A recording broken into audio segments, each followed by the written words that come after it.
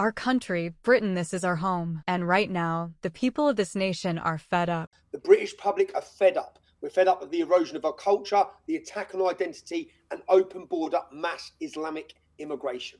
Islam is destroying Great Britain. The attack on our identity and the unchecked mass immigration that is changing our streets, our towns, our very way of life. Look around open borders, Islamic immigration that's overwhelming our communities. Communities that have lived here for generations now feeling like strangers in their own country. This isn't just about politics. Enough is enough. What we as Muslims want to implement here in the United States, we believe the Constitution should be replaced by the Quran. First move that I will do, I will abolish the Constitution and I will establish the only logical and rational Constitution, which is the Quran and the Sunnah of Rasulullah sallallahu alaihi wasallam. Western men, wake up. Stop being cowards. Stand up for your families, your communities, your nation. Fight for your children. Fight for your women. Fight for your country before it's too late. We can reclaim our freedom, our identity, our heritage, but it requires action. This Saturday, when people took to the streets, it wasn't just a protest, it was a declaration. A declaration that we will remain silent no longer. This isn't just happening in Britain. Across the West, we're seeing the same crisis unfold. In the United States, in France, in Germany, in Sweden, nations built on values,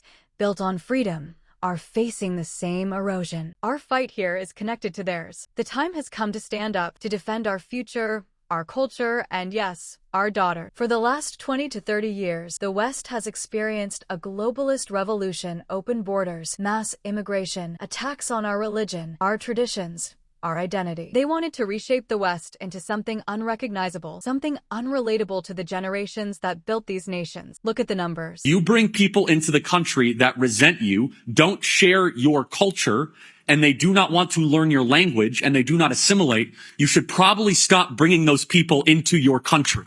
Cities like Manchester, Muslim populations doubling every decade. 25,000, then 50,000, then 100,000. The pace is staggering. And while legitimate concerns about crime, gangs, and cultural shifts are raised, politicians and the media call it Islamophobia. But let's be honest, rational fear is not phobia.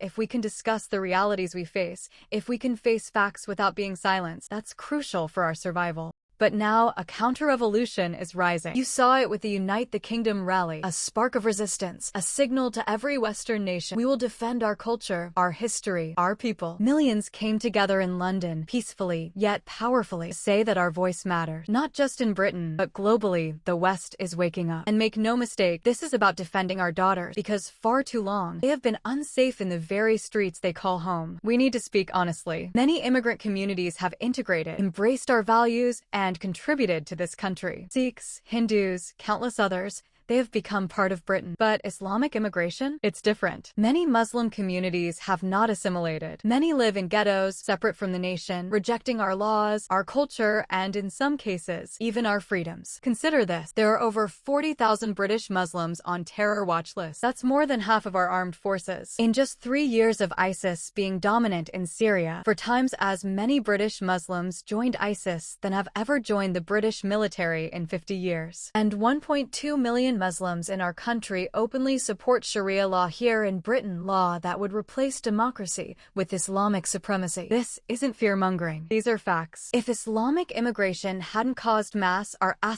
*P* gangs in Rotherham, Rochdale, and over 80 other towns, no one would even be debating immigration right now. Other communities have come and integrated peacefully, but this one section has created fear, violence, and hatred. And that's why the debate exists, because our culture, our values, our safety are at stake. And let me be clear, we are not violent. Our rallies are peaceful. Our last one had over 1 million supporters, with only 8 arrests. Meanwhile, a government-supported far-left demonstration of 5,000 people had 18 arrests. We celebrate our identity. We celebrate being British. The flag is a symbol of unity, of our culture, of what makes Britain strong. We will not let anyone tell us it represents violence. Our movement is about giving voice back to the people. 20 million British citizens didn't vote in the last election. They were ignored, neglected. Our job is to electrify that population, to give them identity, purpose, and a reason to stand proud again. The streets of London are just the beginning. By the next election, the impact will be undeniable. What are we doing about it? We are planning bigger events, louder demonstrations, rallies with global leaders to send one clear message. Britain is awake. We are taking back our streets, our towns, and our identity. We are saying no more to politicians who ignore our voices, no more to governments that allow violence in our communities while attacking peaceful citizens. This isn't just Britain's fight. Europe is watching. Poland, Denmark, Belgium, Germany, France. Leaders from across the West are beginning to understand that mass immigration and the erosion of identity is a global crisis. Even in America,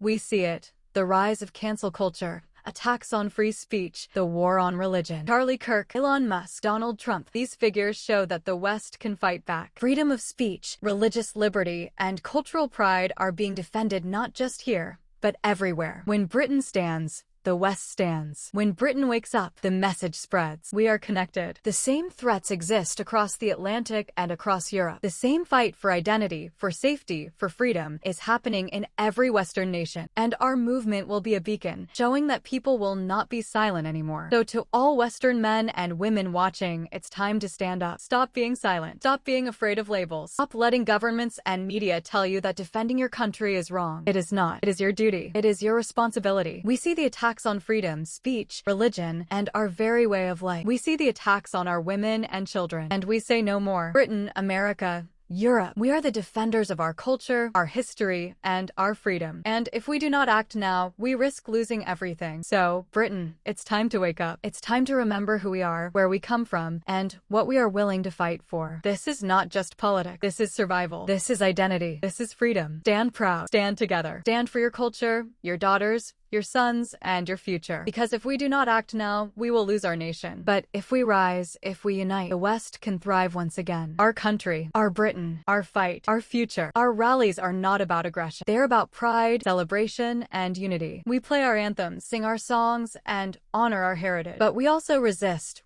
policies, resist ideology, resist attacks on our freedoms. We are prepared to fight for our nation, peacefully if possible, decisively if necessary. And we will continue. Our daughters, our sons, our families. We will protect them. And together, the West will rise.